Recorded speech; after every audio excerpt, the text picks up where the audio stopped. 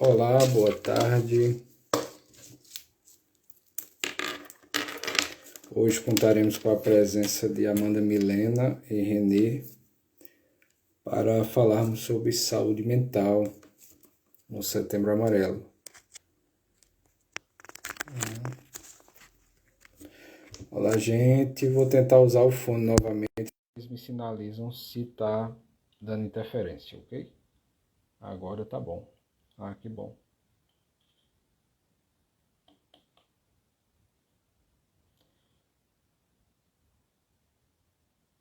Vou esperar aqui Amanda e Renê.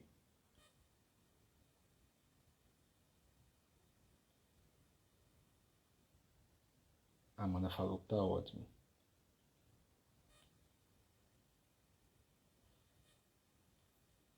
Amanda e Renê.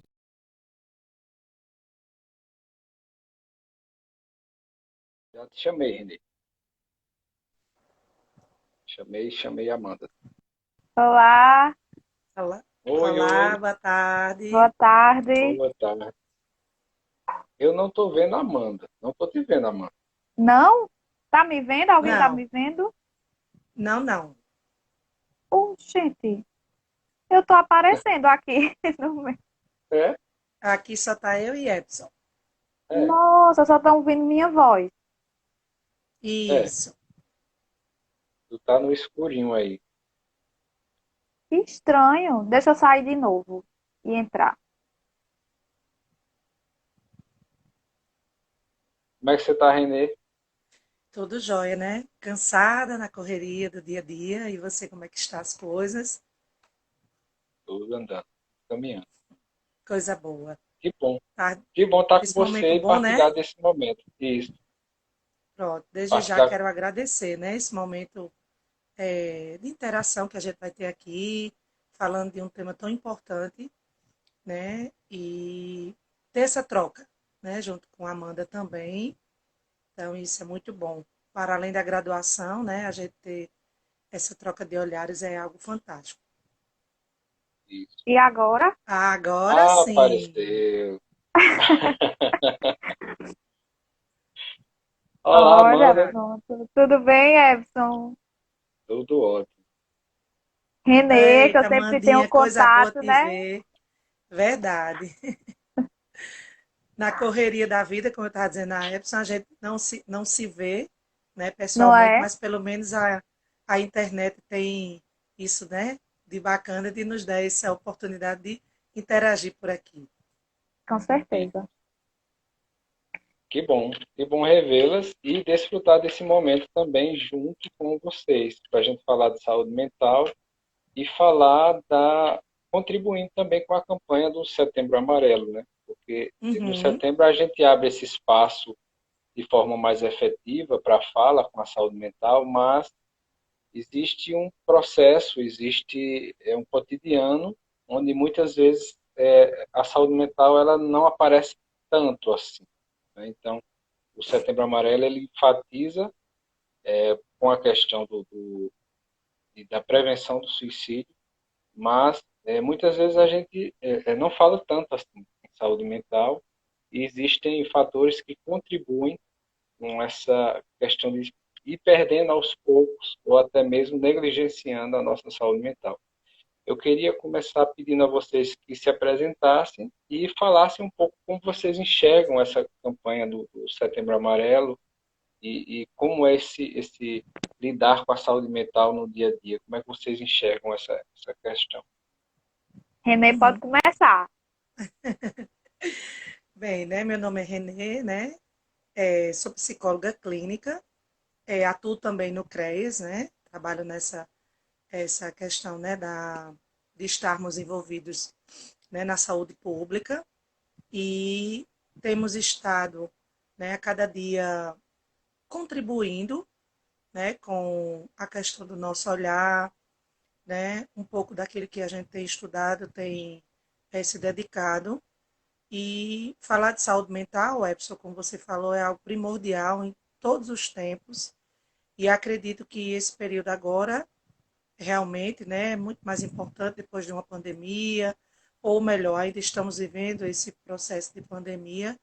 Então, o mês, né, do Setembro Amarelo é de suma importância para a gente estar exatamente falando de uma temática, né, eu estava conversando com a Amanda, que é uma temática que a gente muitas vezes não aborda, né, ainda existe um preconceito. Mas, após a apresentação dela, a gente pode, né, falar um pouquinho mais sobre essa questão. Olá, Sandra. Boa tarde, gente. Aos meus colegas, né? Os dois foram colegas de graduação. Então, assim, meu nome é Amanda, eu sou psicóloga clínica também. Eu atuo no NASF, antigo NASF, né? A policlínica aqui no município de Alagoa Nova. Atuo também em consultório particular, aqui na cidade de Alagoa Nova e em Campina Grande. E atuo também numa escola, né, de ensino infantil, como nessa pegada escolar, né? E para mim, saúde mental ela está todo dia, né? Na nossa diária, na nossa profissão, a gente atua com saúde mental. A gente não atua apenas com saúde mental nas políticas públicas, né? Nos espaços públicos. A gente atua com saúde mental no consultório, na escola. A sociedade toda é permeada por isso e a gente trabalha com saúde mental em todos esses ambientes. E essa campanha, né, falando da campanha do Setembro Amarelo, né, para mim é uma campanha que chama a atenção nesse momento, né, nesse mês de Setembro Amarelo, mas para nós que somos profissionais de saúde, profissionais psis, a gente atua com isso o ano todo, né? Essa questão da prevenção, do cuidado com a vida, da valorização à vida, a gente atua nisso o ano inteiro, não é só em setembro. Em setembro é só esse chamamento, né, da conscientização, mas de janeiro a janeiro a gente está atuando com isso, com a valorização da vida. E nós temos índices assim temos recebido o título, na verdade, né, de país mais ansioso do mundo, como também os índices depressivos gritantes, né, em nosso Uhum. país. E existe um caminho aí onde as pessoas mantêm uma rotina. Eu queria começar justamente por aí, já que vocês falaram dessa questão da saúde mental em todos os âmbitos. Existe uma rotina onde as pessoas conseguem se organizar, as pessoas se organizam para, em determinado período da semana ou do mês, se desorganizarem para poder se organizar, né? Não querendo criar confusão aqui das palavras, mas é como se existisse um momento daquelas emoções, de sair um pouco daquela realidade onde seria essa organização, né? Para que pudesse desorganizar e voltar de novo, ou seja, equilíbrio, né, entre as coisas. E muitas vezes a gente percebe, inclusive com esse processo da pandemia, o processo de adoecimento se instaurando e muitas vezes as pessoas não conseguem ir se dando conta disso, né, que também vai num sentido da questão da prevenção do suicídio, né? O sofrimento ele vai se intensificando e as pessoas, a gente tem números que muitos das tentativas sequer tiveram contato com algum profissional de saúde, algum órgão de saúde. Eu queria que vocês falassem um pouco dessa questão,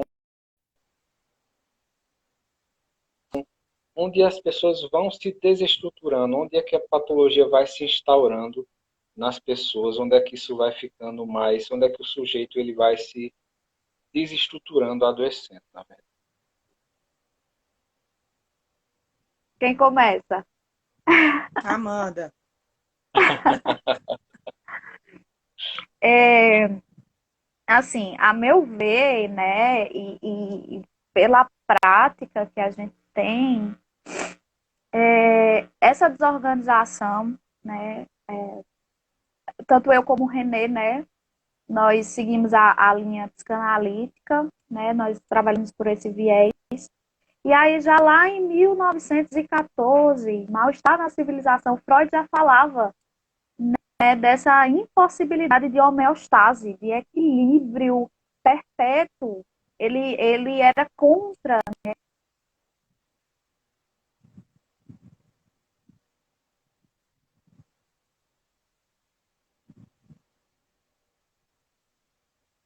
cultura, ele já está com mal-estar. E ele fala nesse texto, né, mal-estar na civilização. Então, assim, todos os seres humanos, uma vez na vida, eu acredito, que já pensou na possibilidade da morte. Né? Não existe um ser humano que, no caminho da sua vida, não tenha pensado nisso, né? Na morte. A gente pensa na morte porque a gente está vivo. Né? Só se pensa em morte quem está vivo. Quem já morreu não pensa mais nisso.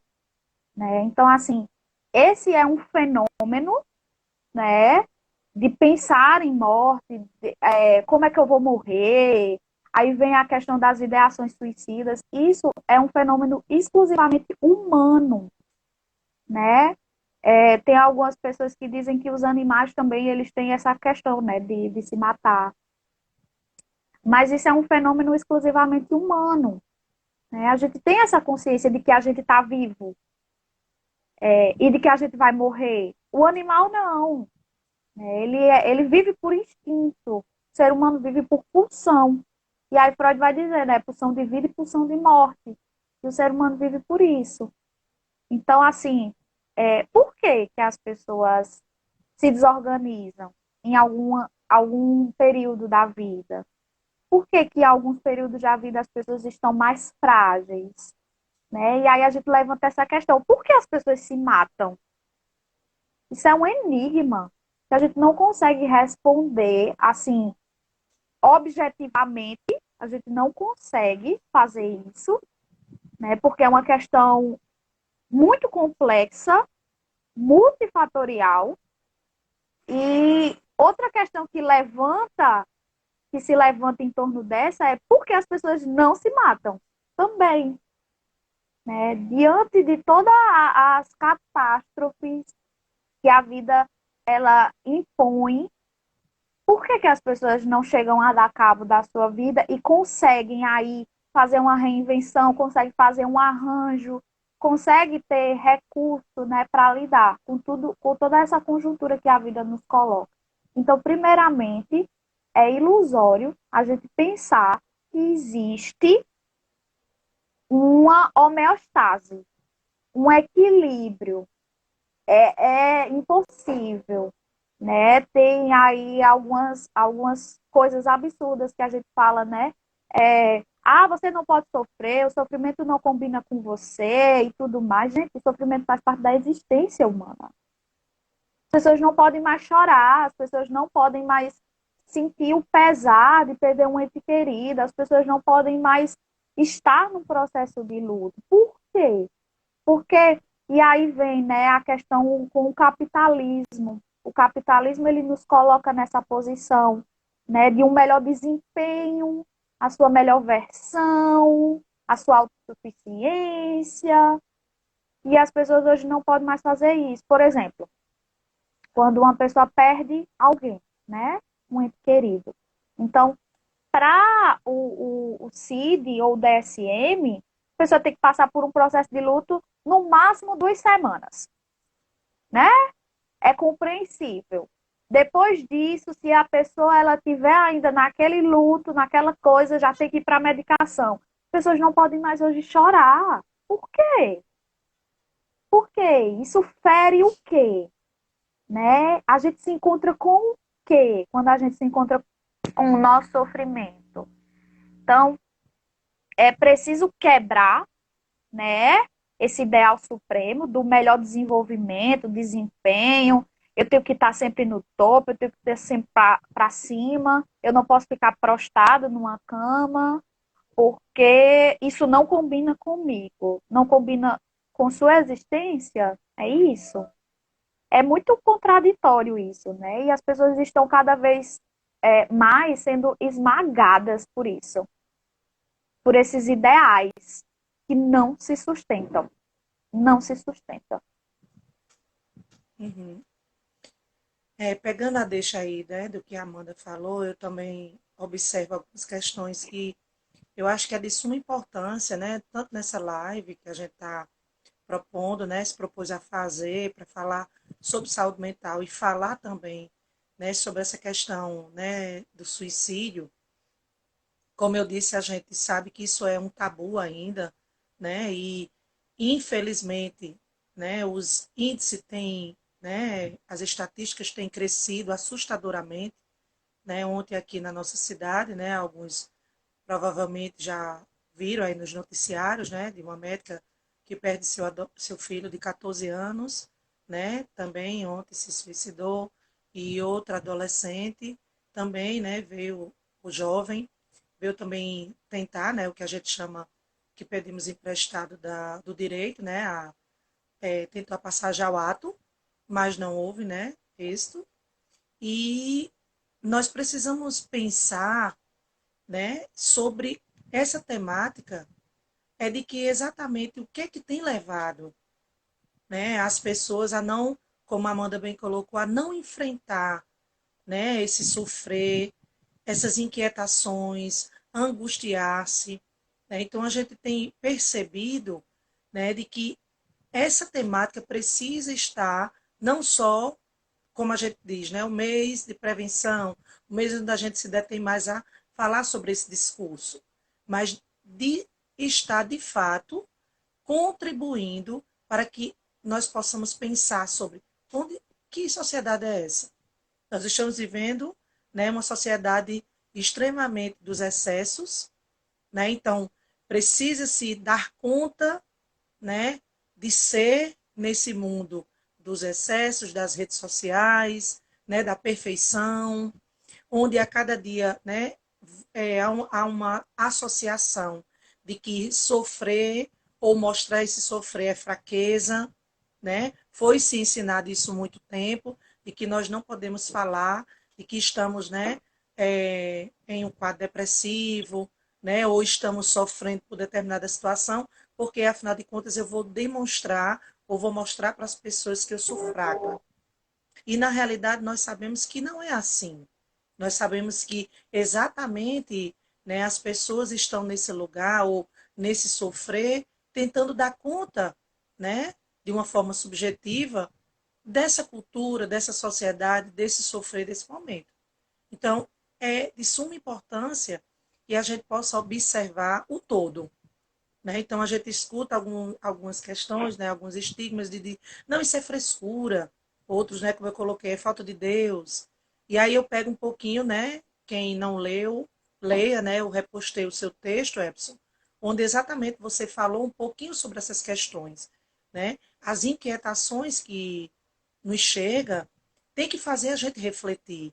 Né? Então, a colocar esse sofrer, como a Amanda falou, nesse lugar de questionar-se, de se responsabilizar também por esse sofrer, né? Porque diante dessa sociedade dos excessos, né, que estamos vivendo, na sociedade do cansaço, nós estamos vendo que as pessoas estão com, eu posso, vamos dizer assim, com um recurso psíquico muito pobre, muito pequeno, que não sabe falar sobre si, né? As redes sociais estão aí para falar muito do outro, ou muitas vezes para mostrar, né, para esse outro como estou, aquela falsa ideia de que está tudo perfeito, está tudo bem, está tudo ótimo, e na realidade nós sabemos que esse sofrer, ele é inquietante e é preciso falar sobre.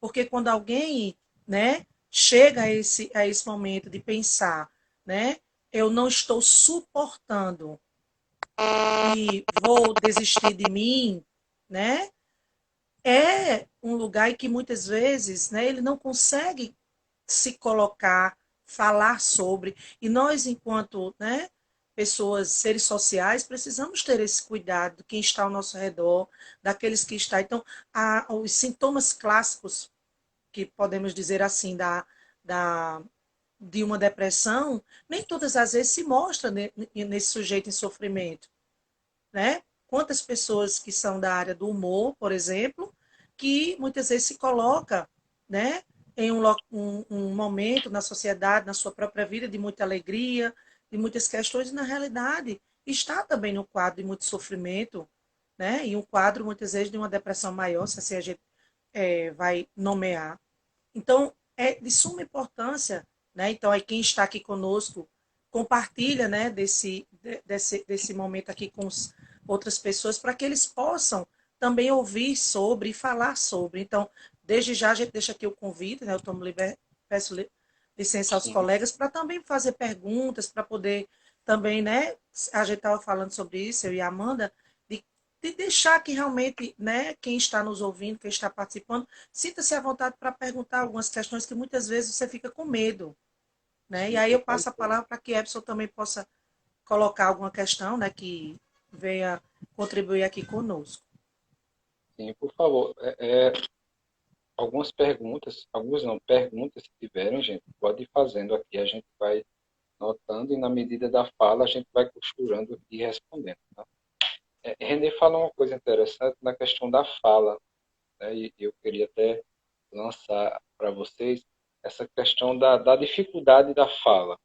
Né? Então, quando a gente muitas vezes não fica perceptível, quando as pessoas têm esse estigma ainda com a saúde mental, né, de ir para um psiquiatra, de ir para um psicólogo, e o que é que acontece lá? O que é que acontece nesses lugares? Né? A gente é confrontado conosco mesmo, assumir a Uhum. responsabilidade daquilo que está nos incomodando. Porque é Uhum, muito fácil ficar xingando, é muito fácil ficar reclamando, é muito fácil deslocar esse momento, né, para outras questões e não encarar de frente aquilo que nos incomoda.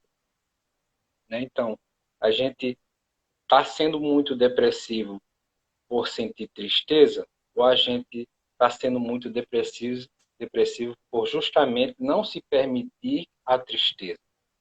Onde é que a tristeza ela contribui para a nossa constituição, né, enquanto pessoas, né? Como proceder diante de uma pessoa que já tentou suicídio? Vocês gostariam de responder aí a Marina? É, tem dois tipos, né? A gente não, a gente não trabalha com o suicida em si, porque o suicida é aquele que já tentou, né? E já uhum, conseguiu, e já. Então a gente não trabalha, mas com aquelas pessoas que realmente já tentaram, né? E não conseguiram. Existem dois tipos, né? De tentativas. Existe o acting out, né? Que é o ato, a atuação, né, disso. Então, pessoas que já tentaram, por exemplo, no acting out, a pessoa ela monta uma cena, mas essa cena, né, não de uma quem quer se matar não faz, né? Tem muito isso. Quem quer se matar não fala. Gente, 50% dos casos das pessoas que conseguiram passar ao ato, 50% dos casos foram pessoas que já tentaram anteriormente. Então, isso é considerado um fator de risco, certo? Então, é preciso levar em consideração e é preciso estar atento a isso. Então, o acting out é essa cena que a pessoa monta. Então, a gente escuta relatos de colegas que já atenderam, pessoas que já tentaram. Então, por exemplo, a pessoa ela vai, toma uma cartela de remédios e ela adormece ali, né? E ela tá com a cartela do lado e a pessoa vai e encontra ela. Aquilo é uma cena. Ela tá mostrando alguma coisa ali, né? É uma cena que ela monta, é uma mostração, mas não é uma mostração do senso comum de dizer tá se amostrando, tá querendo chamar a atenção, mas ela quer endereçar essa mensagem a alguém, né? Então é preciso receber essa mensagem e saber lê-la. Então é um fator de risco. Pessoas que se cortam, né? Isso majoritariamente acontece entre os jovens e os adolescentes, né? A questão da automutilação. Isso é um fator de risco, né? grande parte dos casos, né, nos relatórios da OMS, está entre 15 a 29 anos, né, de pessoas que já tentaram. E acima de 70. Olha aí a terceira idade também, né? A questão da velhice. Então, são fatores, né, que devem ser levados em consideração. Tem os fatores externos, né, os precipitantes, como a gente chama, que são os gatilhos, né? A pessoa tá ali vindo, aí tem um gatilho, a pessoa, né, vai e tenta, mas não consegue. Tem os fatores, né, biográficos também, história de vida, como é, como é que aquela pessoa, como é a dinâmica familiar também, né? Onde aquela pessoa mora, os dados, né? A conjuntura da comunidade onde ela mora, as vulnerabilidades. Então, isso são coisas que a gente deve levar em consideração e a gente não pode descartar jamais, né? Tem alguns traços da personalidade. Por exemplo, não é somente uma pessoa que está triste, que tenta. Normalmente, a gente atende jovens, adolescentes, eles são muito impulsíveis, impulsivos, né? Então, assim, a impulsividade na adolescência é uma característica da adolescência, né? A impulsividade. Por exemplo, teve uma psicanalista que atendeu um caso de um adolescente que tentou, né, se matar. Ela estava fumando e aí a avó encontrou, né, ela fumando e disse: por que você está fazendo isso? E na impulsividade ela pegou e pulou da janela do terceiro andar, parece. Só que ela não morreu. A impulsividade também, né? Pessoas que, por exemplo, estão ali conversando normalmente, saem, vai, tenta. Né? Então a gente precisa levar em consideração. Será que aquela pessoa estava tão bem assim? Porque a gente às vezes tem isso do senso comum, né? Fulano estava tão bem, né? Fulano com a vida estabilizada, a família estabilizada. A gente olha para fulano e vê, não tinha condição. Mas, gente, quem convive com fulano sabe. Porque há indícios. Há indícios. Ninguém fica enganado nisso. Às vezes, a gente é que não quer ver o que está ali diante de nós. Porque, às vezes, isso é muito... marca também a gente, né? Essa questão do tentar suicídio. Por que você quer tirar a sua vida? O que é que está acontecendo? Né? Porque não tem motivo para isso, mas escute a dor. Porque, assim, no acting out, essa dor, ela é tão impossível de dizer, de falar, que a pessoa atua, né? É quando a dor, ela não se converte em palavra. É quando a dor não se converte em fala, que aí a pessoa atua. Mas não é atuar no sentido que a gente pensa, do senso comum. Ela está endereçando alguma mensagem a alguém. Ela está pedindo socorro. Né? Essa dor está muito insuportável, ela não consegue mais ter recurso simbólico para lidar com essa dor, então ela atua. E tem o outro tipo que é justamente o que René falou, a passagem ao ato. Isso já é algo mais só entre a pessoa e ela, quando a pessoa realmente consegue, né? Então, assim, ela não mostra mais, ela não mostra. É quando o eu psíquico saiu de cena e só sobra o sofrimento. Então é coisas assim, fração de segundo. O eu saiu de cena e só existe sofrimento e a pessoa ela não consegue lidar com aquilo mais e aí ela passa ao ato e ela consegue fazer, né, realmente chegar à consumação do ato. Então é preciso levar em consideração isso. Você que convive com pessoas que já tentaram, é um fator de risco. Pessoas que falam disso, leve em consideração. Você pode não ser profissional da área psi, mas existem coisas que a gente pode ter umas sacadas, né? Existem coisas que a gente pode ter uma sacada e a gente montar uma rede de apoio e incentivar essa pessoa a procurar ajuda. Isso mesmo.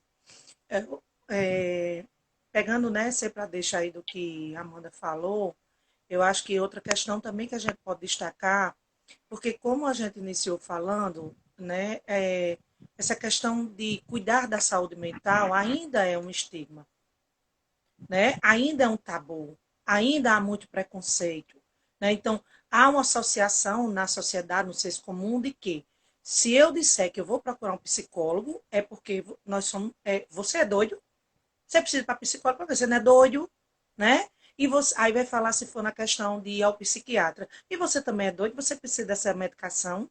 E aí rotula, né, só aquele tipo de medicação.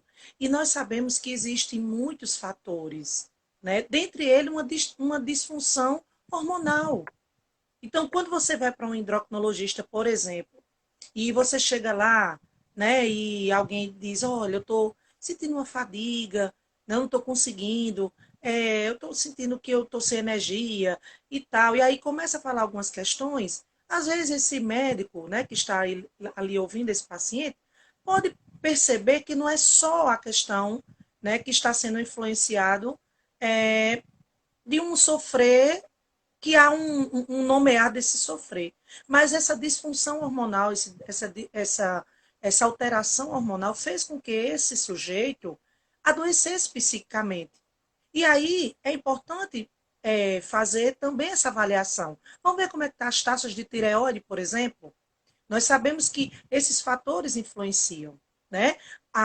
Nós vivemos uma sociedade em que nós nos alimentamos muito mal. E também isso influencia para, né, sermos mais ansiosos, não dormimos bem. E aí isso também vai levando, né, que são fatores externos, que vão levando também a um adoecimento, né, psíquico, e que não a gente diz, não estou cuidando de tal coisa, mas a saúde mental, às vezes a gente não sabe nem dizer o que é. Não, eu vou para a academia, né? Quantas pessoas botam aí? Já fiz minha terapia do dia. Aí posta lá na academia, né? Tudo, você pode fazer sua academia, você pode ser um profissional dessa área, mas a academia não é uma psicoterapia, não é um processo de análise, né? Então, a academia, ela ajuda, ela contribui para termos saúde em todas as áreas, inclusive na saúde mental, porque é através de estar nesse movimento, né, mexer nesse corpo, essa questão aí física, que a gente libera, né, a serotonina, a dopamina, né, e esses neurotransmissores vão estar ali contribuindo para uma saúde mental bacana e também a questão da saúde biológica. Então, uma das questões que a Amanda pontuou e que eu acho que é importante para quem está aqui conosco e tem, né, alguém que pode estar vivendo, né, um adoecimento, ou você já percebeu como a Amanda colocou, que é impossível da gente ter alguém ao nosso lado e a gente não perceber que algo, né, não está nos mostrando, né, que tem alguma coisa acontecendo com fulano. Talvez seja uma, uma forma, né, da gente não querer se responsabilizar por esse sujeito, ou porque também indiretamente ou diretamente causamos sofrimento.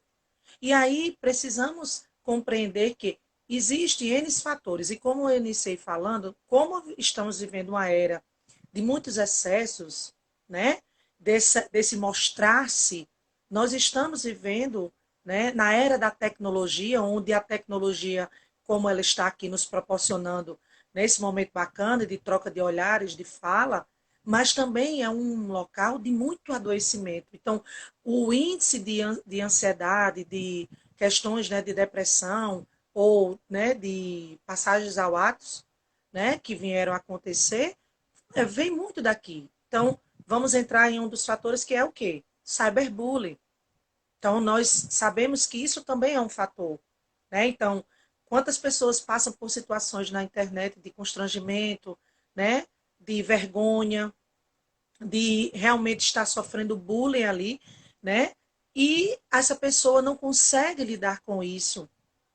Muitas vezes por questões internas de não estarem, né, bem, e aí contribui toda essa situação, essa exposição, quando muitas vezes está nesse lugar se comparando sempre, por não saber, né? Se for na fase da adolescência, principalmente, ainda está ali se constituindo enquanto, né, sujeito, essa fase tão difícil que é a adolescência. Então, esse adolescente está ali sempre, como a Amanda falou, né, seja na questão de achar grupos que se identificam como pessoas, né, que auto se mutilam. Então, sabemos que as redes sociais oferecem esse tipo de prática ao vivo, né, e há uma troca, né, de que, olha, eu estou me mutilando os braços, não, eu acho melhor nas pernas.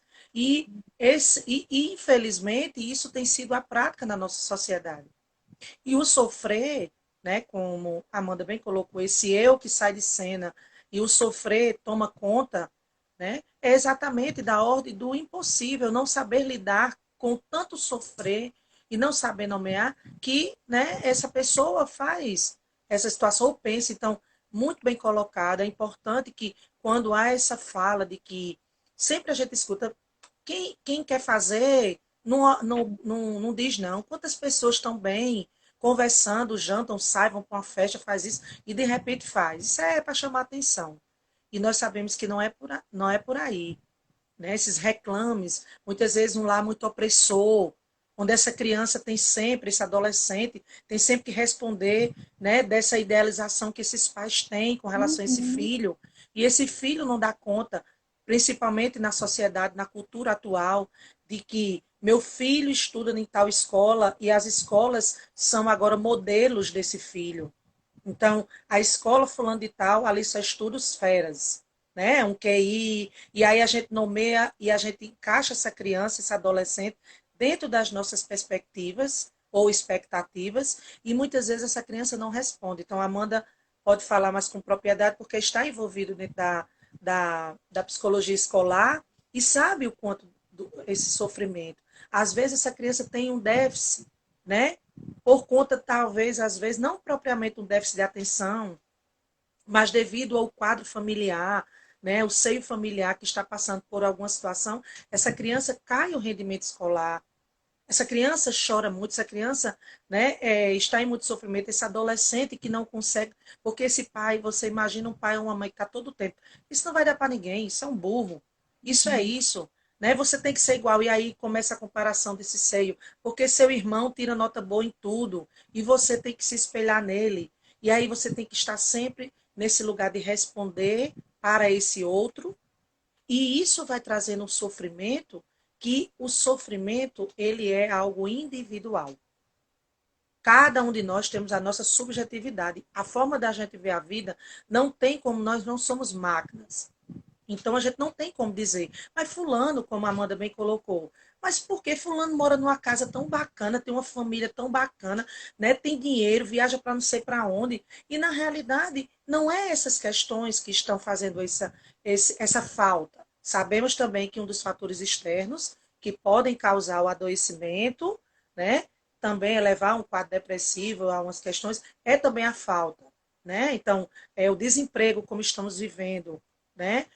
A pandemia trouxe perdas de muito luto, né? Nunca se falou tanto de 2019, né, para cá, em morte, como se tem se falado.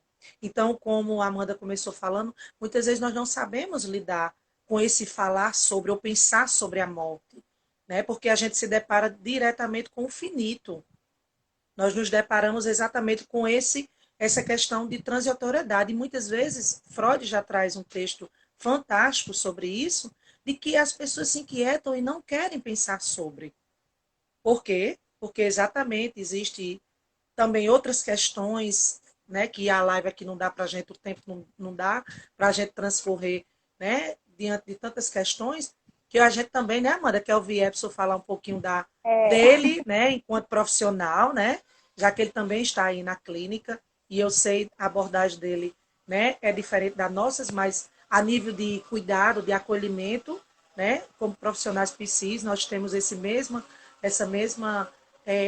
olhar de esse sujeito que nos procura com esse sofrimento, que muitas vezes não sabe nomear exatamente esse sofrer, que não sabe e chega muitas vezes e senta, eu não sei nem porque estou aqui, mas eu sei que eu preciso, né? Esse desconstruir-se naquele lugar dói demais, né? Nós sabemos disso porque também, enquanto profissionais, também temos o nosso lugar de escuta e de fala, porque, né, somos responsáveis com a nossa saúde psíquica, né? E também com aqueles que nos procuram. Então, nós temos a nossa, né, seja psicoterapia individual, a nossa análise pessoal, né? Nós temos o nosso percurso. Então, nós precisamos falar sobre isso, né, trazendo para quem nos escuta de que é um percurso individual que precisa ser ouvido e não rotulado de que fulano só está sofrendo se tiver desse jeito. Se não tiver desse jeito, então não é sofrimento, é frescura, é safadeza. Me permita a colocação bem para que todos entendam. E não é por aí. Né? Esse sujeito que está todo o tempo, tem os pensamentos, né, suicidas que vão chegando, essa idealização de que está ali, que diz, poxa, eu não consigo, eu quero tirar isso da minha cabeça, eu não consigo. E aí muitas vezes fala com um colega, fala com um parente, ou dá a entender, traz uma mensagem na rede social. Isso é um pedido de socorro. E aí, Epson, a palavra é sua. Estou notando tudo aqui. Agradecer a quem está conosco e queria fazer também uma reflexão se nós estamos abertos, né, já pegando também uma deixa na pergunta da nossa amiga, se nós estamos abertos ao sofrimento. Na nossa sociedade, nós estamos abertos ao sofrimento, porque a dor ainda nos comove. Né? Se eu estiver diante de uma situação onde eu vejo o Renê ou a Amanda num processo de dor, eu ainda consigo me comover. Mas o sofrimento, como é que eu acolho o sofrimento? Como é que dá para perceber esse sofrimento numa sociedade hedonista que a gente vê? A gente as pessoas não demonstram sofrimento. Para onde está indo esse sofrimento? Ele escorre, né? Ele escapa por todos os poros. É como você pegar uma massinha de modelar e apertar ela e querer que ela fique na sua mão. Ela vai escorrer, ela vai escapar por todos os lados. Eu acredito que a gente se fecha muito para o sofrer, para a solidão, para imaginar a nossa própria falta, né? É mais fácil a gente falar que nós somos seres faltosos, que nós somos seres insuficientes, do que a gente se dar conta disso na nossa própria existência, né? Então é mais fácil a gente falar de insuficiência do que a gente ser insuficiente. Então, assim, quando a gente fala de sofrimento, quando você pergunta para fulano, você está bem? Na verdade, essa pergunta, e o outro responde, né? Tô bem, tal. Quando, na verdade, não tá bem. Tanto para quem pergunta quanto para quem responde, existe uma incapacidade de ouvir, né? Então, assim, eu pergunto para você, você está bem? É só uma convenção. Eu não quero saber. Se você vier me falar dos seus problemas, eu vou ficar muito mal, eu não quero. Porque, assim, o sofrimento do outro escancara o nosso. A falta do outro escancara a nossa. Então, a gente não quer saber disso. Então, a gente está vivendo uma sociedade onde todo mundo está maquiando muita coisa. A sociedade do filtro. Hoje tem muito filtro. Filtro para tudo, né? Eu não quero mostrar minha imperfeição, porque eu quero viver nesse ideal, né? Freud já falava disso. Lá no início do século XX, ele falava, né, do ideal do eu. Então, assim, eu quero mostrar que eu estou bem. Eu quero viver de semblante, né? Apesar de estar em frangalhos. Eu quero viver, eu quero pensar que eu estou bem. E hoje, falar sobre suicídio, por exemplo, é um tabu, que é carregado desde lá da Idade Média, né? Quando a gente estuda um pouquinho da história da igreja, a gente sabia, né, que os suicidas, eles eram enterrados fora dos portões da cidade, né? Eram enterrados como indigentes, todas as propriedades daquela pessoa eram tomadas, aquela pessoa era amaldiçoada, era cortado os braços daquela pessoa, né? Porque ela não teria como entrar no céu, porque ela se matou. Então, na Grécia, por exemplo, a pessoa que queria se matar, ela pediu uma audiência lá no Senado, e se é, ela fosse convincente, o Senado dava a carta, não, você pode matar, né? Então, assim, da Idade Média para cá, a gente fala de suicídio, a gente não fala disso, porque isso pode gerar gatilhos nas pessoas. Mas, gente, a gente não está falando disso e está acontecendo, né? É como se a gente estivesse empurrando a poeira para debaixo do tapete, mas a gente vai tropeçar na nossa própria sujeira depois. Então, assim, por exemplo, aí eu pego o gancho, né, da saúde, né? Por exemplo, a gente ouve demais esses relatos de profissionais da saúde, por exemplo, de médicos. O médico, ele serve para quê? Ele faz um juramento de salvar vidas. E aí a pessoa que tenta suicídio, ela inconscientemente subverte esse saber. Então, chega para o médico lá na emergência, uma pessoa que tentou suicídio por envenenamento, armas, branca, arma de fogo. E aí ela chega lá e o médico diz, nossa, pelo amor de Deus, você chega aqui atrapalhando o meu plantão, gente que quer viver, você está querendo morrer. A gente escuta muitos relatos disso, de pessoas que já tentaram várias vezes e vai para a emergência e o médico diz, olha, da próxima vez você faz isso, isso e isso. Aí você morre de uma vez. E isso é crime. Incitar uma pessoa a morrer é crime. Então, assim, a pessoa que tenta suicídio, ela subverte o saber médico, que é de salvar a vida. Por que o homicida não tem esse mesmo tratamento? Porque a pessoa que mata não tem esse mesmo tratamento. Porque a pessoa que é responsável por um acidente de trânsito, por exemplo, mata uma pessoa, mas chega lá no hospital, salve minha vida, porque ela está supondo um saber no médico, né? E a gente vê, muitas vezes, a falta de formação e de capacitação desses profissionais, que não conseguem escutar esse sofrimento. Uma pessoa, para tentar tirar sua vida, é porque ela está num sofrimento terrível. Num sofrimento terrível, ela não vê mais nada na frente dela a não ser isso. Então, assim, não é simplesmente extrair a dor. Ela quer extrair a dor e não importa se a existência dela vai junto. Ela só quer extrair a dor. Então, não importa se a vida dela vai junto com isso. Então, a gente vê também uma falta de capacitação desses profissionais, de formação, né? De gente que diz assim, você já veio atrapalhar o meu plantão? De gente que diz, já tentou matar tantas vezes, nem liga mais. De familiares que diz, não, já tentou, não sei quantas vezes, eu não aguento mais, né? Por exemplo, a gente tem que ter muito cuidado nas tentativas de suicídio de um surto psicótico, né? Um surto psicótico, que é outro transtorno de personalidade, vamos dizer assim, a gente tem que ter mais cuidado, porque normalmente eles não atuam, como eu falei anteriormente, é uma passagem ao ato. Então, por exemplo, um paciente psicótico, né, um esquizofrênico, por exemplo, ele está ouvindo vozes e a voz manda ele se matar.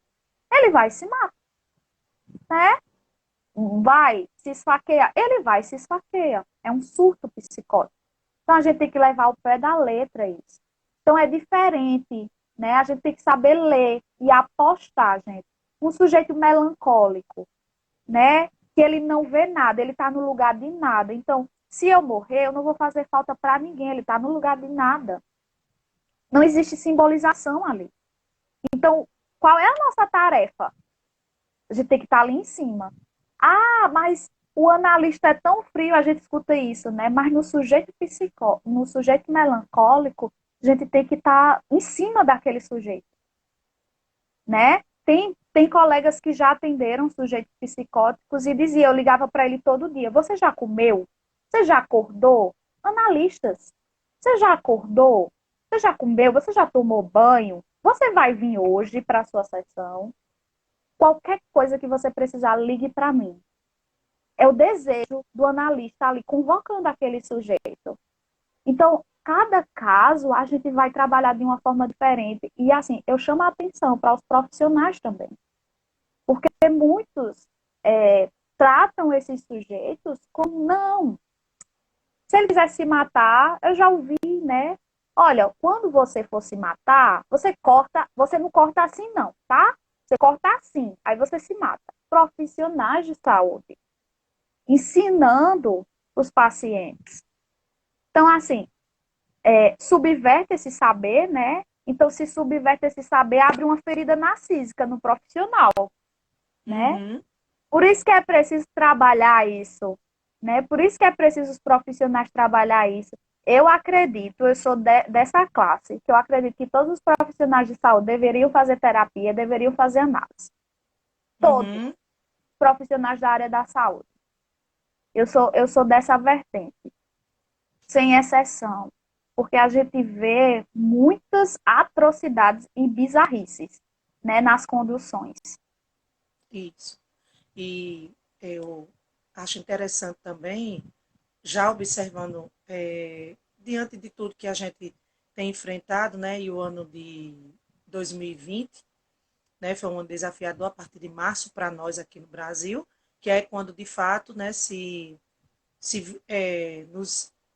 nos vimos enfrentando uma pandemia. Então, a priori, era algo, né, que trouxe vamos dizer assim, muita gente ficou sem saber o que estava acontecendo. Até então, a gente, né, foi observando e algumas questões foram ficando mais claras e, infelizmente, muitos óbitos foram chegando. Talvez, né, por despreparo, como a Amanda bem colocou aí, mas aí eu parto no sentido desse saber que é limitado e para essa classe, né? Muitas vezes eles se acham um Deus, né? Então eles mandam em tudo e sabem tudo. E aí, infelizmente, muitos não deram conta desse novo saber, né? Desse vírus que chega e desafia a todos e mexe com outras questões, né? Então, o diabético que como perdi meu sogro, no mês de maio do ano passado, que era diabético, então, por ser, né, ele era diabético, e aí, infelizmente, como era tudo novo, não tinha como. Infelizmente, enfrentou, e aí veio a óbito.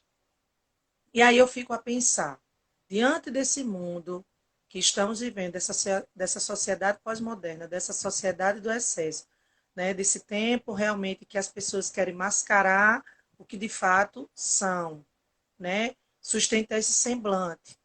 E aí a gente observa que nessa sociedade em que muitas vezes as pessoas dizem assim, não, eu já estou cuidando da minha saúde mental, eu conheço fulano do postinho e fulano me deu um ansiolítico maravilhoso para eu dormir, né? E eu estou dormindo, para que esse negócio de ir, né, realmente fazer um acompanhamento para eu falar, né, sobre, não, tá tudo ótimo. E aí adentramos uma área que nunca se ouve em nenhum tempo, que é exatamente a automedicação.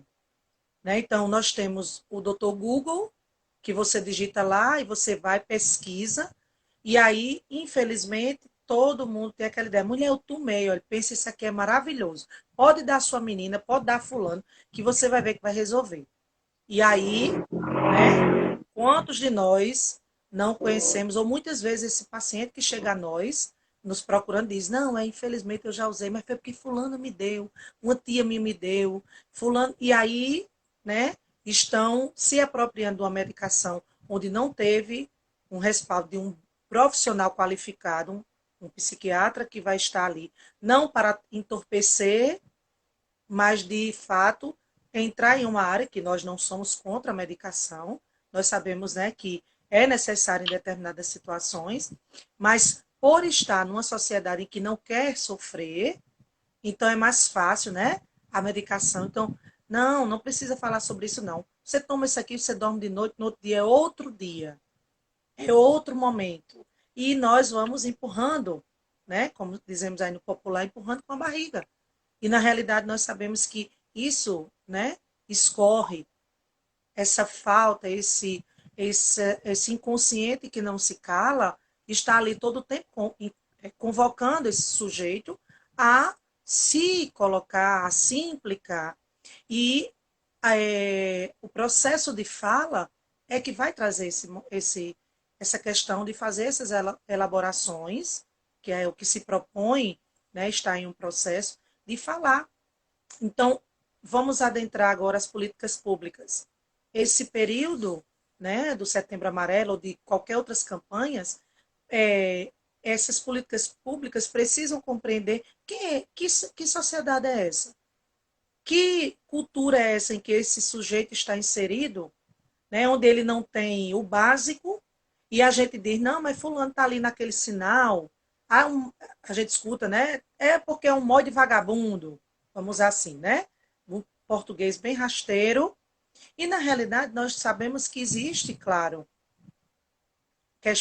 pessoas e pessoas, questões e questões, mas muitas vezes essas pessoas que estão fragilizadas, vivendo, né, uma violência emocional, psíquica, né, uma psicológica, né, uma violência doméstica.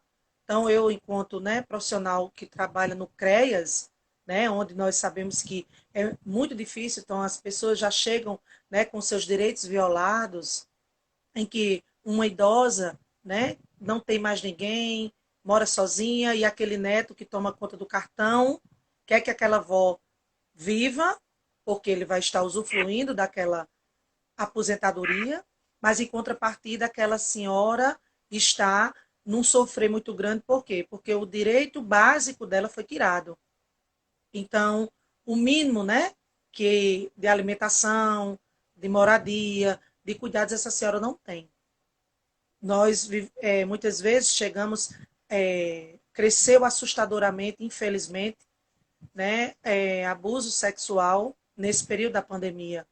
Então, meninas, né, violentadas pelos seus próprios pais, primos, irmãos, meninas e meninos, né, em que existe hoje, né, uma erotização precoce diante, né, de questões que estão aí sendo vendidas nessa sociedade, né, do excesso hedonista, em que muitas vezes seja a cultura, a música e tantas outras coisas que influenciam, né, um novo comportamento na sociedade, e aí esse sujeito não sabe lidar, porque se reivindica muito. Eu quero liberdade, né? Tudo em nome da felicidade, da liberdade, mas quando esse sujeito se vê diante dessa liberdade no qual ele tanto dizia que queria, ele não sabe lidar, ele não sabe se responsabilizar por ela. E aí é onde vem o adoecimento. Então, nós precisamos, né, se aperceber de que essa temática precisa estar em alta nas políticas públicas. Por que que esse sujeito, né, dessa sociedade que não tem emprego, como é que nós vamos pensar em que um pai de família que botava sua barraquinha lá na porta da universidade ou na porta da escola e de repente vem uma pandemia onde para tudo, todo mundo fica em casa. E aí a renda familiar era daquele, como muitas vezes nós lanchamos, daquele que vendia o salgado na porta da universidade. E sustentava os filhos, né? A casa, pagava um aluguel, e aí de repente veio a pandemia, tira tudo. Como é que esse sujeito não adoece, gente? Claro que ele vai adoecer. Né? Por quê? Porque ele não tem uma renda. Né? O governo, né, tenta, de uma certa forma, ajudar, dando uma mão com um recurso mínimo, porque não é possível dar um recurso que venha abranger, né, toda uma sociedade que passa pelo caos, como os efeitos de uma pandemia. Vivendo um luto. Seja o luto de perder o seu emprego, seja o luto dos entes queridos, dos amigos, né, coletivamente a um sofrer, como o Epson iniciou, né, a sua fala. Então, é muito sério o que estamos vivendo, e como essa questão de cuidar da saúde mental é algo primordial. E a pandemia também trouxe uma elevação da nossa profissão.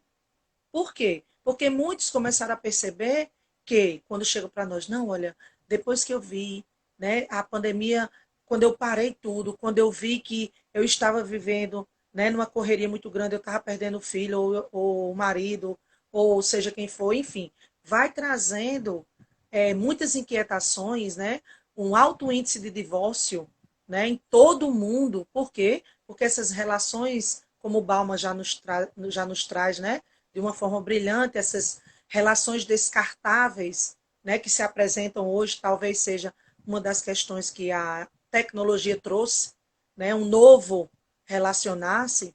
E aí esse sujeito que passava o dia no trabalho, a esposa passava o dia no trabalho, o menino ou na creche, ou na escola, ou na casa dos parentes, e aí de repente a pandemia diz, não, agora é todo mundo, cada um do seu quadrado. E quem é minha esposa? Quem é meu marido? Quem é esse menino? E nunca se ouve, né? Os professores vão ganhar os prêmios, né, maiores que tem. Por quê? Todo mundo valorizou o professor.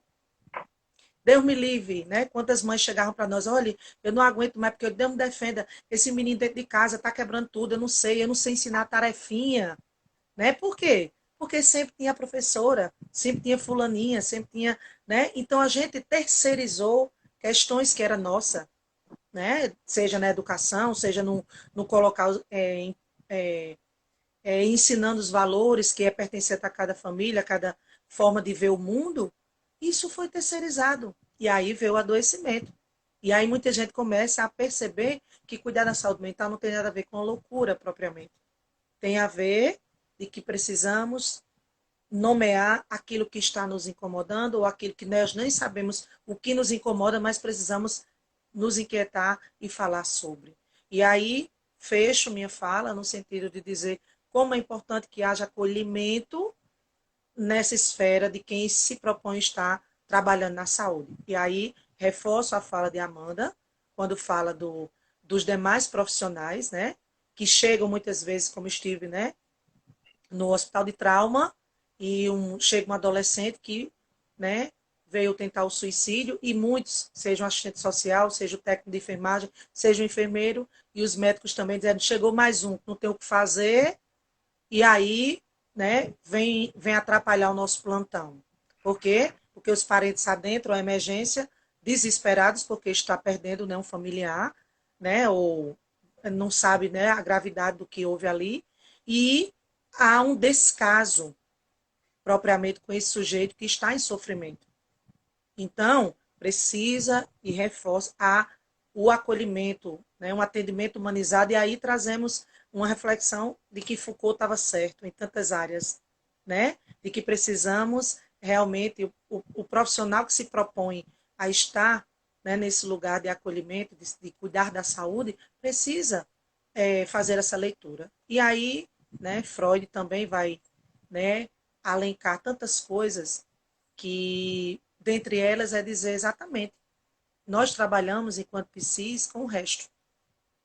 Esse sujeito, ele chega, né, em várias esferas, então está doendo o braço, estou sentindo isso, estou sentindo aquilo, depois que faz todos os exames e não tem nada na questão fisiológica, biológica, aí talvez um profissional que tem um acolhimento diga assim, olha, é importante que você procure um psicólogo, né, falar, não, mas eu estou bem. E aí, um pouquinho que esse profissional instigar ele a falar, ele vai compreender que é importante, né, estar nesse lugar de escuta qualificada, de acolhimento e se propor a falar daquilo que ele nem vai saber o que é que ele tem que falar, mas ele vai falar, né? Então, é importantíssimo, né, que todos que estão aqui conosco percebam que, mais do que nunca, a saúde mental ela precisa ser priorizada. Eu acho e sempre digo, tendo saúde mental, a gente tem saúde no resto, né? No sentido do que, né, nós sabemos que nós não temos um corpo, nós somos um corpo, né? E esse corpo se mostra, né, nos seus excessos, na falta dele, né? Enfim, tudo que se deixar a gente vai até às 10 da noite, né, Edson? Então, o Instagram nos E derruba. eu sou um péssimo administrador, que a gente já passou de 1 hora, mas eu acho que ele tem, quando é nesse formato, ele permite um pouquinho de tempo a mais. Pois Ah, é, então, Eu estava aqui vendo vocês e acabei esquecendo o relógio. vocês falam, e a gente percebe que vocês trouxeram Freud, e a gente percebe que a temática do suicídio, apesar de fazer parte da história da humanidade, como a Amanda trouxe, né, e por um tempo ela fica no âmbito da psiquiatria. Então, o Uhum, suicídio ele fica restrito aos psiquiatras no sentido de que o suicídio ele transcorre de uma questão de uma doença mental, né? Então, mais na frente vem o Durkheim e o Karl Marx dizer, olha, o social ele permeia a vida do sujeito e o social ele adoece o sujeito. Então, há um componente social aí, né? Então, uhum, fica Uhum. nessas duas vertentes. Depois a psicologia vem contribuir também a psicanálise, né? E a gente fica se perguntando de quem é, né? Quem é que pode responder sobre essas questões? Né? Eu acho que a Amanda usou uma frase aí que foi lapidar, que ela fala: a falta do outro escancara a nossa, isso. tá? Porque se nós temos números absurdos de suicídio no mundo, nós temos também uma, vamos dizer assim, uma nação de pessoas enlutadas. E o Uhum, sofrimento do outro vira o meu sofrimento, porque nós convivemos juntos, nós estamos conectados, né? uhum, É tão perceptível isso que quando nós soubemos as primeiras questões do Covid, né, aqui nós já estávamos em pânico, não tinha nem uhum. chegado aqui, né? Então, com o tempo chegou e trouxe todas essas complicações que a gente sabe. Eu queria trazer uma pergunta que foi feita aqui, passar para vocês, que é a seguinte, é do Alexandre. Ele fala, as É pessoas meu ignoram marido, os viu? sinais. É, né? É meu marido. Um abraço, um abraço. Ele fala da questão de ignorar tantos sinais por parte dos parentes e amigos. Percebê-los não evitaria ou ajudaria a buscar ajuda, né? E que também colabora com a pergunta que foi feita primeiramente, como ajudar? Eu diria Uhum, que o porquê ele é secundário, né? Se você quer ajudar alguém com ideação suicida, o porquê ele é secundário. Primeiro, se disponha a ouvi-lo ou a ouvi-la, né? Sem julgamento, perfeito. tá? Se você acha que aquilo é muito para você, procure conduzir aquela pessoa a um local onde ela possa obter ajuda. Indicar um profissional, né? Indicar canais onde a pessoa possa obter ajuda. Porque muitas vezes, eu costumo dizer isso, está doendo demais para que a pessoa desague ali os porquês, né? O porquê que está sofrendo. Eu Uhum, acho que vocês sentem isso na clínica, que muitas vezes o porquê, né? Muitas vezes a pessoa traz uma questão, né? Isso porque é num setting terapêutico, isso tem todo um contexto, vamos dizer assim, mais elaborado. E a pessoa demora, vamos dizer assim, não sei se o termo é esse demorar, talvez eu esteja errando no termo, mas a pessoa sente uma dificuldade para realmente dizer aquilo que está incomodando ela. Ela vai uhum, arrodeando, ela vai arrodeando, ela vai arrodeando, até chegar no ponto, até ela se sentir confortável de falar aquilo que está incomodando. Isso dentro de um setting terapêutico. Então, nessa ajuda, eu digo que os porquês, eles são secundários. Então, se a gente está disposto a ouvir, né, você quer que eu fique com você, a presença é muito importante, indicar onde ela pode obter ajuda, que a gente pode falar um pouco mais. Eu não sei até onde o Instagram vai permitir a gente ir, né, do tempo. Mas acredito que seja 1 hora e meia, mais ou menos, ou mais. Onde é que, será que a Se gente cair, sabe gente, quando... nos perdoe, tá? Porque somos amadores, né, Edson? Não, Isso, não damos conta isso. Mas Quem eu me dessa acho que vai salvou até uma e tecnologia. meia. 1 hora e meia, eu foi, acho. Aí, né, quem me doutora salvou foi minha filha aqui para Amanda, tá vendo? iniciar, viu? Ela disse, o senhor fez semana passada, já não lembra de calma aí, vai acontecer, né? E eu acho assim, por mais que a gente tenha tanta informação, muitas vezes a gente não sabe nem como é que funciona a questão da saúde onde a gente vive, sabe? como é que a gente pode direcionar as pessoas, como é que a gente pode indicar as pessoas, né? Então, isso muitas vezes gera aflição, né? E também a sensação de desamparo. Uhum. Tem a Joelma, tá? Que quando está doendo demais no outro, e você também sente a dor, e a pessoa não consegue se abrir. É nessa hora que a gente, isso vai de encontro à ajuda que a gente oferta. Porque por mais que a gente pense que é pouco o ouvir, né, estar ali é o primeiro passo.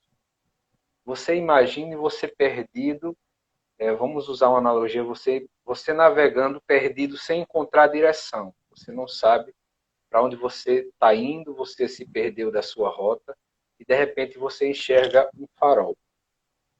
Então, aquilo lhe dá uma direção.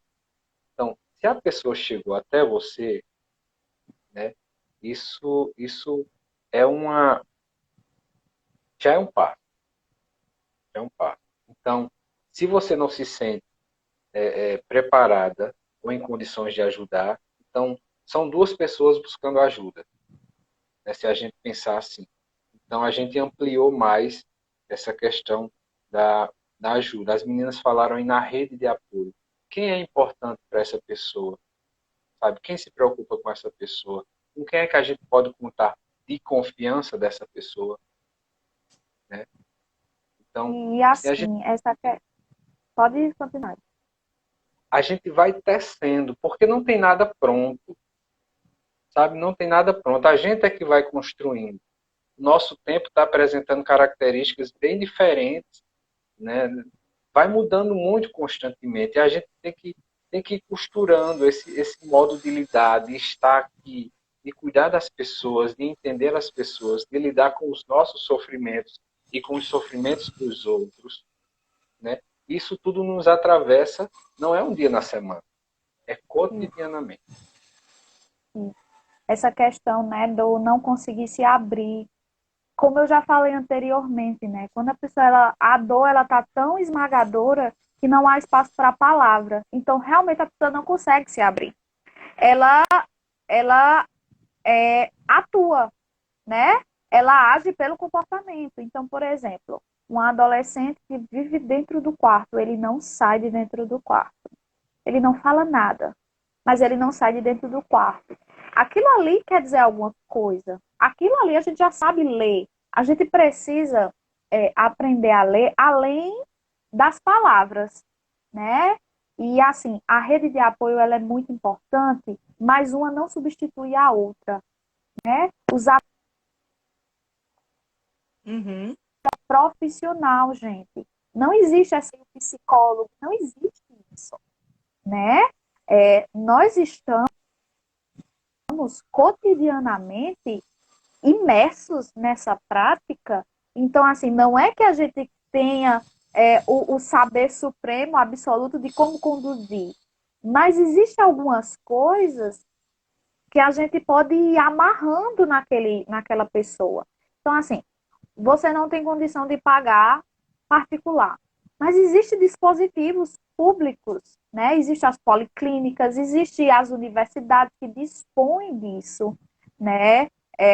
Em Campinas existe a UEPB, a UFCG, eu não sei como é que está agora na pandemia. E, inclusive, Existe eu quero pegar espaço. a deixa aí, viu, Amanda? Nós temos agora um ambulatório de saúde mental aqui fantástico, né? Foi aberto, né? E agora ampliou. Então, gratuitamente tem profissionais qualificados de psicologia, de psiquiatria, onde está aberto aí, né? Faz um cadastro em que você vai estar, né? Tendo esse acompanhamento ali semanalmente, onde, né? Como você bem colocou, as policlínicas também, as universidades, nós temos uma parceria também lá enquanto CREAS, né, que quando nos tem sido ofertado a Maurício Nassau, por exemplo, nós levamos e não há mais custo nenhum, né? Então, hoje há uma abertura muito grande, né? Como aí na sua cidade também. Isso. Então, assim, existem as policlínicas, existem os espaços públicos, gente. Então, assim, a ajuda profissional, ela é extremamente importante nesses aspectos. Por exemplo, teve um caso de estava ouvindo, e esse paciente ele já tinha tentado suicídio várias vezes, e aí ele não ia para a sessão no dia, né, que estava marcado, ele não ia. E aí ela ficou esperando ele, né, e quando ela estava saindo, ele chegou, né, faltando 5 minutos para fechar. Então ela, mesmo que ela decidiu ouvi-lo. Ela não ia mandar ele embora assim, não, acabou, acabou. Então ela decidiu ouvi-lo só para dizer como é que ele estava e tal, só para finalizar aquele tempo bem curto. E aí ele chegou dizendo assim, eu não ia vir, porque eu não tinha dinheiro para o transporte. Mas aí a minha esposa perguntou, e como é que você vai? Ele fez, eu vou a pé. E ele foi a pé. E ela perguntou, e como é que você vai voltar? Ele disse, né? Eu vou voltar com a minha música. E ela perguntou, você compõe? Que música? Aí ele disse, eu componho. Ela fez, então mostra para mim. E ele disse, nossa, ninguém nunca me perguntou isso. O Uhum. interesse em ouvir, né? Isso. Ninguém nunca, Eu, nesse tempo todinho, ninguém nunca me perguntou isso. Você é a primeira pessoa. Ela disse, mas eu não fiz nada demais, né? Eu fiz isso. uma pergunta. Então, assim, é o interesse. Às vezes a gente suporta realmente ouvir o que o outro tem para dizer. A gente, enquanto, assim, leigo, né? Enquanto amigo, a gente suporta ouvir o choro, a dor do outro. Às vezes a gente não suporta. E, gente, demora tempo. É um trabalho. Não é em uma conversa que você vai tirar a dor. E outra, você não tira a dor de ninguém. Você não tira, né? Essa questão de dizer assim, olha só, de achar que nós somos onipresentes e onipotentes a ponto de impedir que uma pessoa se mate. A gente não tem esse poder, mas a gente pode apostar, né? Fazer um investimento ali de apostar, ofertar um lugar, um espaço que ele possa falar da sua dor, né? A gente oferta isso. A gente não é onipotente a ponto de dizer isso, né? E vem o caso da nossa supervisora, não é, Renê? Quando ela disse Uhum. que ela atendeu um paciente, né, que ele já tinha tentado várias vezes, e ele chega para ela e diz: Você, se eu quiser sair daqui da sessão e me matar, eu posso fazer isso. Você não pode me impedir. Ela disse: realmente eu não posso lhe impedir, mas eu vou estar aqui semana que vem para lhe ouvi-lo. Então, é isso, é ofertar, é estar ali, né, para escutar. Às vezes a gente só ouve com o aparelho auditivo, né? A gente não escuta de fato. E aí é importantíssimo, gente, que exista uma rede de apoio, amigo, família, ajuda profissional. Não excluam a ajuda profissional. Não excluam. E eu sei que o nosso tempo está estourando aí, eu só queria algo que, pegando de tudo que a Amanda falou, que eu acho que é muito importante, e dentro das perguntas que foram feitas, né, eu acredito que todas elas combinam em uma só. Né? Uma pessoa colocou aí como ajudar alguém que está sofrendo de luto. Gente, muitas vezes as pessoas não conseguem falar do seu sofrer, porque para o parente, para o amigo, na concepção de quem está num processo de, por exemplo, de depressão, né, que está sofrendo muito, na cabeça dela, na mentalidade dela, na mente dela, ela tem uma compreensão de que ela vai estar incomodando, que ela vai ser um peso, de que eu não quero preocupar. Então, por isso que tantas pessoas internalizam tanto as suas dores e, por exemplo, pegando no que a Amanda falou, tá lá aquele adolescente, tá aquela pessoa todo tempo no quarto, vive exclusivamente ali. E às vezes ele não consegue, ou às vezes até comenta com um colega por cima, não, eu estou sem desejo nenhum de sair, né? E aí diz, não, e às vezes o pai ou a mãe ou quem estiver perto pergunta, e até às vezes é ofertado, dizendo assim, olha, você não queria conversar sobre. Não, não, eu não quero falar, não. Mas quantos pacientes já chegaram para mim e disseram, eu não conseguia falar, porque na minha mente só vinha dizendo, você é um peso, você só Uhum. traz problema, né? Por que que fulano, todo mundo, eu sou uma adolescente, por que que o adolescente fulano de tal não tem esse problema? Eu tenho primos, eu tenho irmãos, e só eu. Então eu que sou estranho, eu que sou o problema. Então eles internalizam, né, essa visão de que eu sou o problema, então ninguém vai poder mudar. Então aí mais uma vez reforçamos, quem está passando por um sofrimento, quem tem alguém, né, fale, procure, né, insista. Olha, eu não quero, como o Epson colocou, eu não quero, eu não estou aqui para julgar, eu não quero dizer que você está certo, está errado, que é frescura, nada disso. Eu quero que você saiba que eu estou aqui para você, eu quero lhe ajudar. Marca para ir um, uma avaliação psiquiátrica, para uma medicação, se for necessário. Vai com ele, entre em contato, olha, eu posso marcar uma consulta com o psicólogo para você? Quem não sabe o que é um psicólogo, pede alguém que possa informar, pesquisa um pouquinho, né? Então, diante de tudo aquilo que a gente passou hoje, né, fica o alerta para quem percebeu já que tem um parente, tem um amigo, tem alguém que está em sofrimento. Luto não se resolve com o tempo, gente. Isso é uma questão que o senso comum foi ensinado.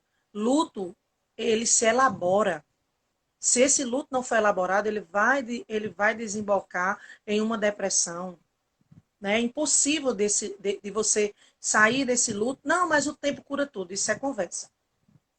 O tempo ele pode dar, o tempo cronológico, se assim a gente pode, que é o que as pessoas se remetem, né? A nossa visão psicanalítica, a gente trabalha com o tempo lógico, né? O tempo desse inconsciente que está ali se apresentando. Sabemos que muitas vezes ele não anda, né, de mão dada com o cronológico, pelo contrário, é na contramão dele. Então, é importante que cada pessoa que aqui está conosco, que é, percebe, né, seja um colega, seja um adolescente, seja um jovem, seja crianças, né, crianças que têm apresentado um quadro depressivo, né, que têm pensamentos suicidas, né? Não, criança não pensa nisso, não. Criança é feliz, criança tem tudo, né? Exato, Gente, tem isso é várias com desejo de morrer. Várias crianças. isso. Isso, então, no serviço, né, no qual nós estamos inseridos, não digo propriamente a clínica particular, mas Sim, esse sofrimento é mais aberto, né, onde essa criança não tem nada, essa criança não tem perspectiva, né, não há um cuidar, né, no sentido de saber a função materna, paterna. Então, é um sofrimento muito grande que essa criança está inserida, esse adolescente, esse adulto. E aí, claro, a clínica está aí para você, né, se colocar nesse processo que, como foi dito, tem o tempo cronológico, tem o tempo lógico, tem, mas não deixe de procurar os serviços, né, não deixe de levar, insista, né, diga, olha, eu estou com você, né, como o Epson colocou, que sofrimento é esse, né? Então, se a gente não sabe nomear, a gente precisa de um lugar para poder olhar para além desse sofrimento, né? Se está no lugar, na posição de morte, precisa se injetar a posição de vida, né? E como a Amanda trouxe o exemplo aí, é de dizer o seguinte, eu não desisto de você. Essa é a função do psicólogo. A gente não diz o caminho, mas vai com a lanterna, né? Mostrando aquele caminho, seja nas pontuações, né? Fazendo ele pensar, né? Injetando de que para além desse sofrimento é possível um existir, né? Um movimentar-se. Então essa é a proposta que deixamos aqui com essa questão da live. E aí, Edson, você diz aí o tempo para poder fechar, mas eu quero agradecer, certo? E de ter essa troca aqui tão bacana. Espero que a gente tenha outras oportunidades, né, da gente estar falando sobre a saúde mental. Lógico, né? Nos detemos mais a falar desse tema e é importante saber que a gente precisa falar dele para além de Setembro Amarelo, né? Porque o sofrer está aí em todo o tempo e esse mês, claro, é mais voltado para ele e agradecer, né, a Epson quando pensou em abrir aqui o espaço para a gente estar falando junto com aqueles que nos seguem nesse veículo, né? O atendimento online está aí também, né? Isso viabiliza aqueles que não, muitas vezes que não nem está conseguindo sair, né, daquela caverninha, mas é possível, né, através desse recurso, a gente né, promover uma escuta e uma fala. Queria pontuar a questão do luto, né? Que a colega falou. E a gente não quer perder. Uhum. Nós não deveríamos perder, mas nós perdemos. Né? Porque ganhar e perder faz parte da vida. A vida nos proporciona esses momentos. E exige de nós também uma elaboração desses acontecimentos. Acredito, como Amanda falou e Renê falou, muitas vezes a gente se depara com o tempo. Existe tempo para isso, tempo para aquilo, e a gente chama atenção para o tempo que nos é demandado, e o tempo que a gente tem, e o tempo que a gente consegue. Porque está sendo solicitado para a gente um tempo que muitas vezes a gente não tem, né? Um tempo que muitas vezes exige muito e chega à exaustão, né? Um tempo que nos exaure. E pegando também outra deixa aqui da outra questão, dos familiares, quando os familiares reagem de forma a acentuar aquele sofrimento. Né? Como se a gente estivesse vivendo em uma corrida e alguém cai. E a gente fala, poxa, vou ter que abrir mão do ritmo que eu vinha para poder levantar fulano lá atrás. Vai atrapalhar tudo. Bora, fulano, você não pode cair, isso não existe, vamos lá, levanta. E é esse levanta que muitas vezes atropela. Então, Tem muito é, juízo de valor, né? Que é isso Uhum. feito, é muito né? Muito minucioso. preconceito, né? Por exemplo, eu atendo uma paciente e ela diz, né, que conversa com a irmã e a irmã sempre diz, ah, isso é invenção tua, isso é coisa da tua cabeça, né? Se propõe a ouvir, mas quando vai ouvir, diz isso. Então, assim, a gente precisa saber diferenciar os tipos de escuta, né? Uhum. Uma escuta num ambiente terapêutico, em um setting terapêutico, ela é para mostrar o sujeito da verdade, né? Aquele que, olha, você vai falar de tudo o que vier à sua cabeça aqui. Isso. Não se preocupe se é bobagem, você vai falar de tudo. Tudo que vier à sua cabeça, né? É a mesma coisa da minha cabeça. Não, não é. É, Não é. lembro agora, Né?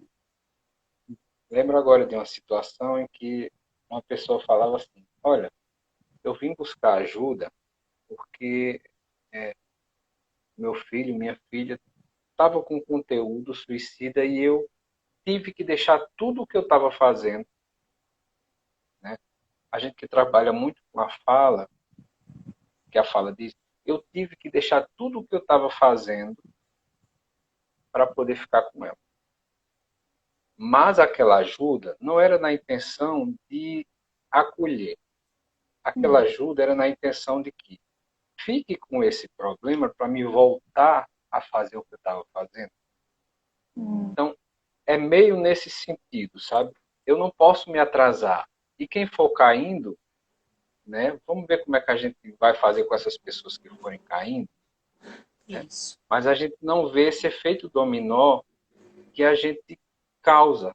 Quantos de nós não estamos enlutados pelo fato ocorrido que René descreveu, né?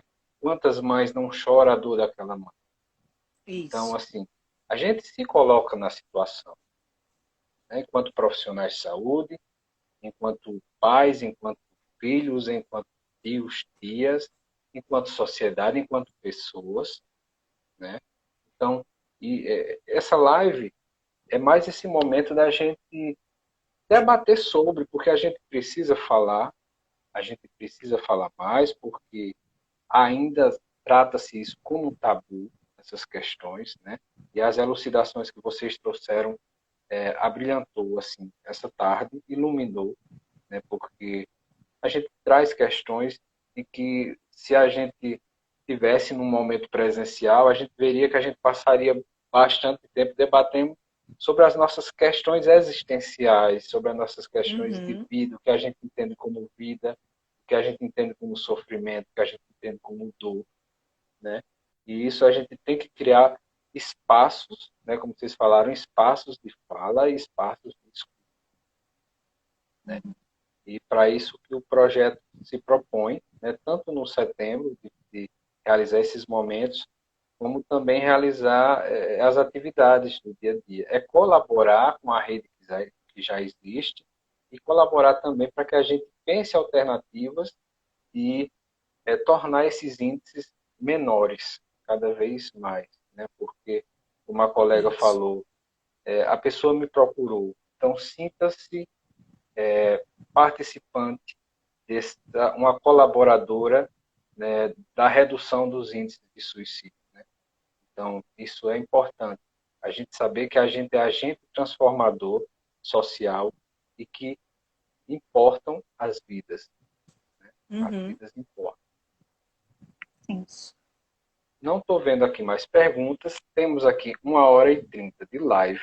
Queria agradecer a vocês imensamente a esse bate-papo muito gostoso que nós tivemos. Nós tivemos agora uma queda. Eu pensei que ele tinha fechado, o Instagram tinha fechado aqui. Mas eu quero agradecer e queria abrir para vocês fazerem suas considerações também. O combinado era falar mais sobre onde vocês trabalham, mas assim, a gente deixa para um outro. É bom que a gente deixa para um outro momento. Né? A gente bota vocês, assim, faz outra live. Saúde mental e atuação no serviço, nas políticas públicas. Então, já fica a deixa. Eu queria agradecer a Ebson, né, por esse momento tão rico, né, para matar também a saudade, né, da época da graduação. Surgiu aqui alguns colegas, Breno, Magda, né, que eu vi aqui passando, né? Sandra, que ficou participando, né, então assim, eu quero agradecer Sandra a chegou Ebson em tempo da live, viu? Foi.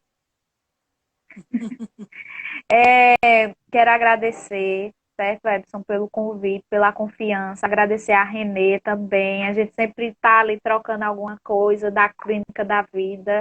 Agradecer a todos que participaram, que contribuíram. Gente, fale sempre, né? E que venham outros momentos, né? Para que a gente possa estar aqui contribuindo, ajudando, né, vocês, transmitindo aquilo que é da nossa experiência, aquilo que a gente pode refletir, né? É sempre bom. E, assim, parte muito do meu desejo, né? Sempre estar transmitindo algo de reflexivo, porque a psicologia, ela tá aí, né? Extramuros, né? Não é só aquela coisa clássica de consultório. A gente está em todos os ambientes, em todos os espaços. E esse é mais uma. É mais uma ferramenta que a gente utiliza. Então, eu fico muito feliz de estar aqui com vocês, matando a saudade. E nesse bate-papo que passou no instante. Pois é. Bom demais, né? Então, como eu já agradeci, né? Então, só reforçando aí que, para quem está aqui conosco, depois virão outras, né, Epson? Isso. E com temas que são relevantes para o nosso dia a dia e, principalmente, só deixando, né, para todos que estão aqui que